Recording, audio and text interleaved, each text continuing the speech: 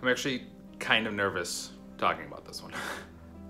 But part of being a witch is speaking your truth.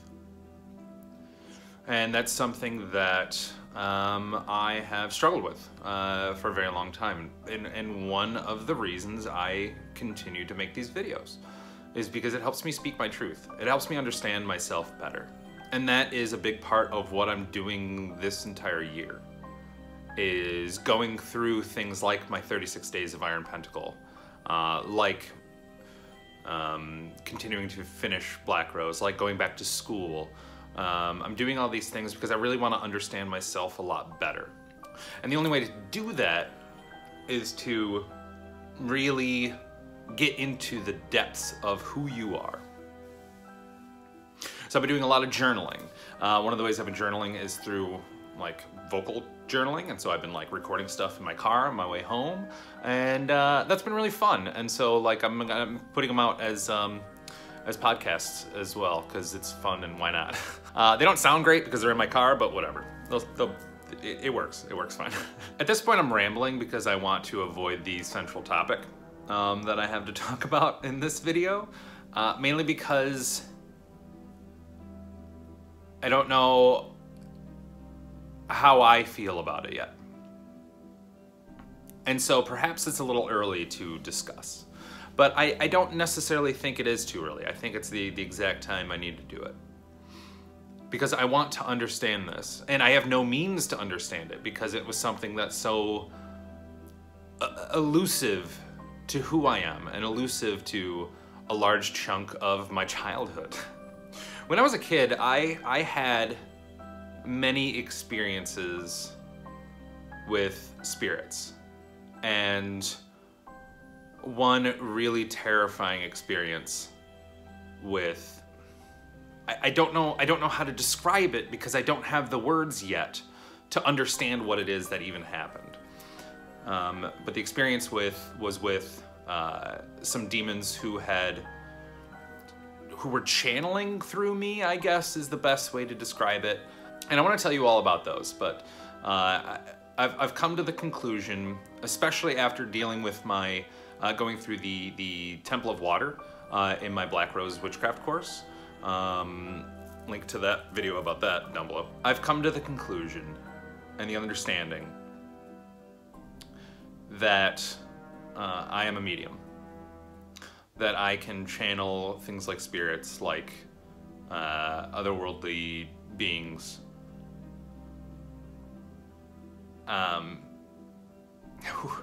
That's actually really hard to just say out loud because there's so much in me that is resistant. So much in me that is resistant to this. It's crazy. It's crazy how resistant I am to this. Like since even discovering this and like even coming to that conclusion, I haven't even thought about it.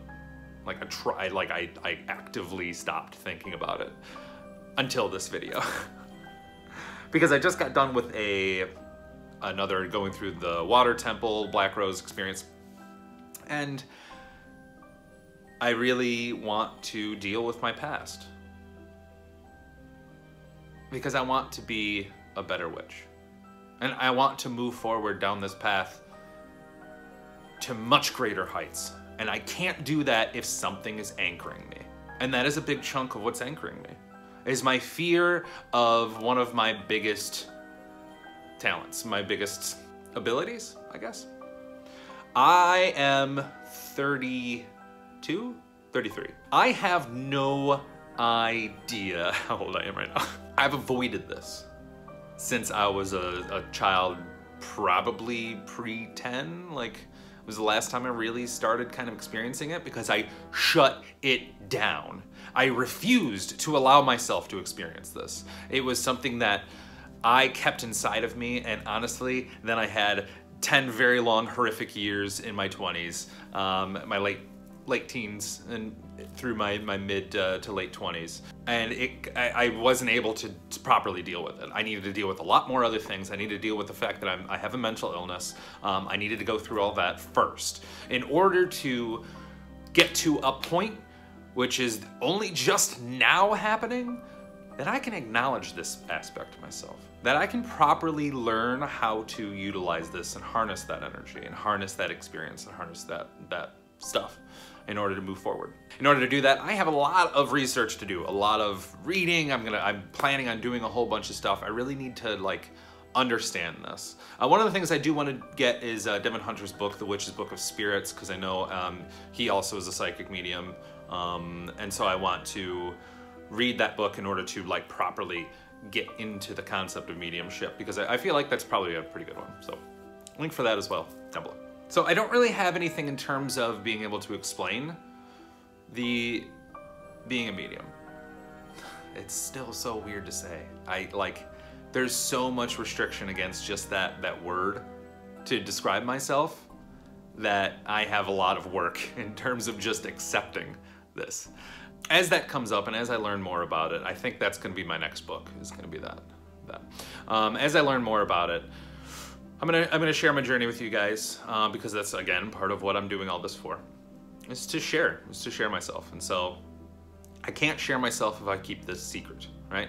And I'm sure I'm not alone in this community with this particular experience. But it's so weird. At the very least, I want to kind of let you guys know what those experiences were that has led me to this conclusion. I've had many experiences with like spirits and things coming forth, and ghosts or PK agents, as what's his name on 13 Ghosts called it, whatever that is. So when I was younger, I had this room in my house, and for probably a solid 6 months to a year, I would be falling asleep, and as I'm like falling asleep, that's when you get into that beta state and you're able to perceive things a lot better. And I think that's when a lot of these tendencies were starting to come out. I would lay there and there would be an old man spirit just fully formed in my closet, just staring out at me with these just weird, creepy, dead eyes. And it was terrifying, and I was scared, and I never told anyone. I never told my parents, I never told my brothers, I never told anyone, because I was scared. And every night I was just terrified to fall asleep. Terrified because that man would show up. Eventually I was able to shut that out of my mind.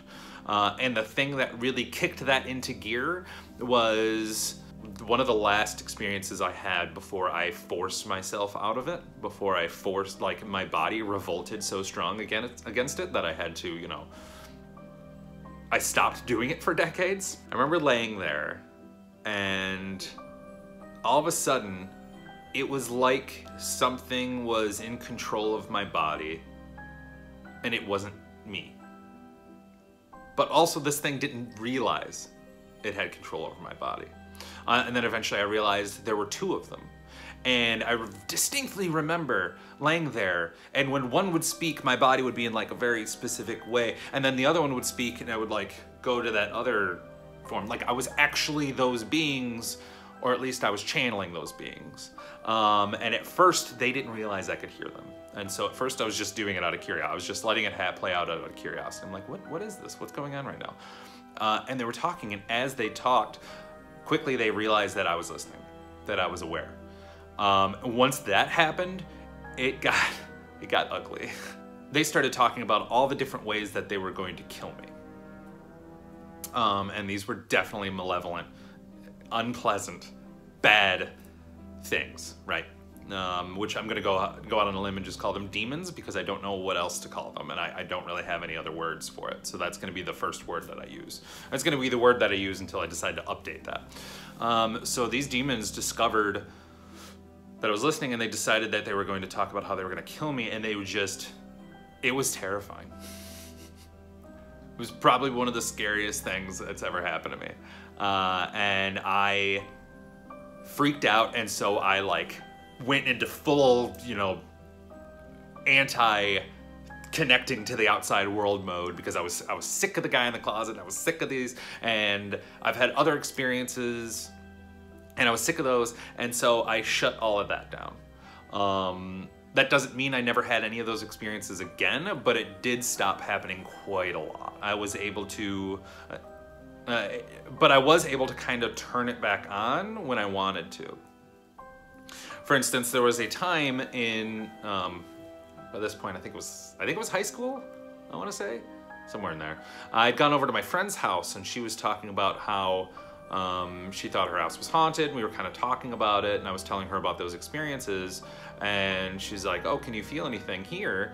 And I didn't realize at the time what any of that even meant, but I just sat there and, you know, I breathed and I felt it.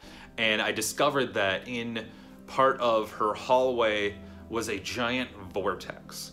And it was this swirling vortex of energy and it swooped down through her through her second bedroom, I think, and through the hallway, and it swooped up through her parents' bedroom and then out over. And it was gigantic, so it was like cutting into the house kind of thing, right? And as I was perceiving that, I was explaining it to her, and she was like, oh, you know what? I've always been terrified of this end of the hallway, she told me. That I don't know why, I never understood like what was going on, but it was always weirding me out. And my parents always have these really weird experiences in their room and all this stuff. And so I was feeling it, and all of a sudden I distinctly recall some sort of being, some sort of spirit coming out of the vortex and following me home. It actually came into my car, it followed me home, and as I was driving home, I remember essentially psychically battling it off, right? And psychically leaving it behind. And eventually it went away. Eventually, actually, they had a priest come in and bless the house. And ever since then, all that stuff had calmed down and stopped. So I was definitely perceiving what was there without knowing how to deal with it at all, or even how to protect myself. And so knowing all of this, I have to just accept that this is a part of who I am. And in order to move forward, I want to accept this in such a way that I don't have to be afraid of it. That I can utilize it and that I can connect with it. And that I can share that experience with you guys. I don't know how, what form that's gonna take. I don't know what that's gonna look like, but I'll let you know when I find out. Thank you for letting me talk about this. It's important for me to get this out. And it's important to me to make peace with it. And to accept it, to accept myself as I am. All right. And never forget, a witch bows to no one, not even the gods. Peace.